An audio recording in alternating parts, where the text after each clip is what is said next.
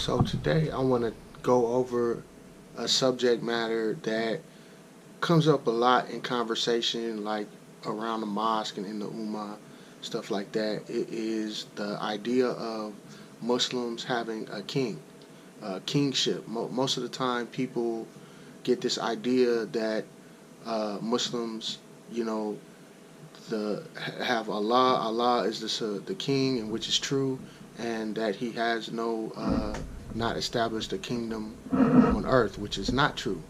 In fact, if you look at the history of Islam, what you will notice is he did establish a kingdom. This is something that he prophesied to the Prophet Ibrahim. But before I go there, I would just want to go over a couple of I want to go over a couple things that show his establishment of kingship on earth. So we're going to talk about Prophet Saul. If you look in the first book of Samuel, chapter 15, uh, verse 1, what it says is Samuel said to Saul, I am the one the Lord sent to anoint you king over his people, Israel. So listen now to the message from the Lord.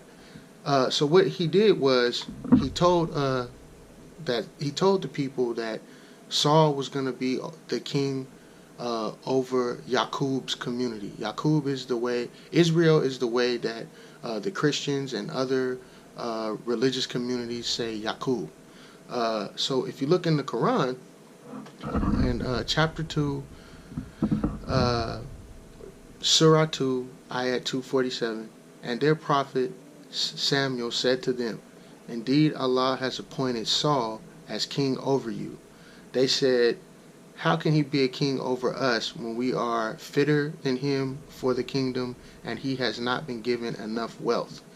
He said, Verily Allah has chosen him above you and has increased him abundantly in knowledge and stature.